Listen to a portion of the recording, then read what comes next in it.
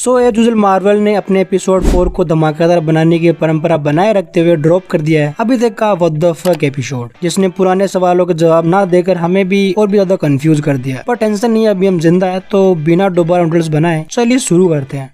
Let's do this. One last time.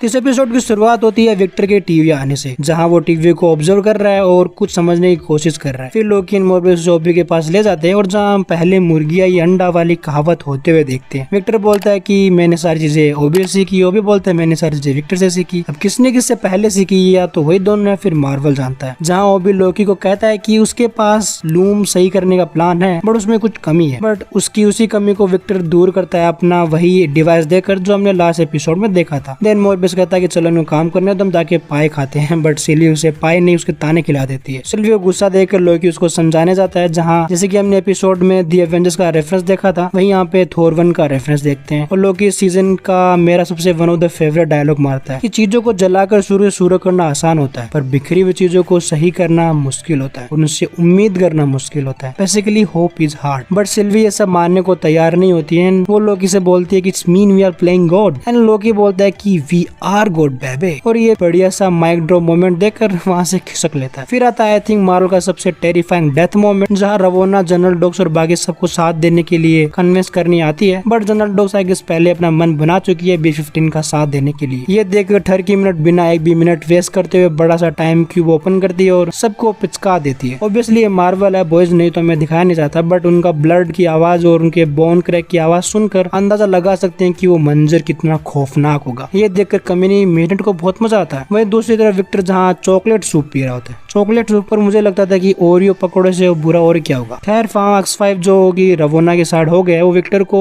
रवोना के पास ले जाता है। विक्टर को मिसिंग देखकर लोकी और सिल्वी उसको ढूंढने लगते हैं। फिर वही सीन आता है जैसा कि हमने एपिसोड 1 में देखा था, लोकी को प्रून करने वाला सीन। और मैंने आपको उस वीडियो में बोला था कि लोकी ने खुद को ही प्रून किया है। हाँ, रीजन थोड़ा डिफरेंट था, बट मैंने पहले प्रेडिक्ट कर दिया था। बट जो कोर वाला सीन था जिसको इतना बिल्डअप दिया था एपिसोड 1 में भी और इसी में भी कैमरा घुमाकर इतना गर्म किया था, उसको ठंडा ही छोड़ दिया क्योंकि वो कॉल ओबी ने किया था। क्योंकि मिस मिनट उसका एक्सेस डिनाई कर रही थी, जहां मोर्बियस सिस्टम को रिबूट करके एक्सेस वापस लेने की बोलता है, बट उससे क्या है सिक्योरिटी सिस्टम बंद हो जाएगा जो कि मैजिक करने से रोकता है। लेकिन लोकी और सिल्वी को उससे ज्यादा क्या ही चाहिए, तो ओबी रिबूट कर देता है, बट उससे मिस मिनट बंद हो जाती है। और वो जाते जाते विक्टर को बोलती है कि तुम उसके जैसे कभी नहीं बन सकते। और काइंड ऑफ मुझे लगता है कि विक्टर हर्ट हो गया था और ऐसा लग रहा था कि ये कुछ ना कुछ कांड करेगा, बट उसके बाद हम आगे करेंगे। तो उस रिबूट से लोकी और सिल्वी अपने पावर यूज करने लगते हैं और इससे विक्टर को बचा लेते हैं, रवोना को प्रून कर देते हैं बेचारी, लेकिन कमी नहीं है। फिर ओबी विक्टर का टेम्पल और एस्कॉन करके ब्लास्ट डोर ओपन कर देता है। लोकी बाहर जाने के लिए रेडी हो जाता है, बट विक्टर सबको बोलता है कि ये काम मैं करूंगा। और सच बताऊं तो कुछ टाइम के लिए ऐसा लगता है कि ये कांड करके यहाँ से भाग जाएगा, जैसा कि कॉमिक्स में उसने मशीन यूज करके रवोना को टाइम में बिखेर दिया था ताकि वो अलग अलग टाइम में जाकर अलग जगह जाकर उसको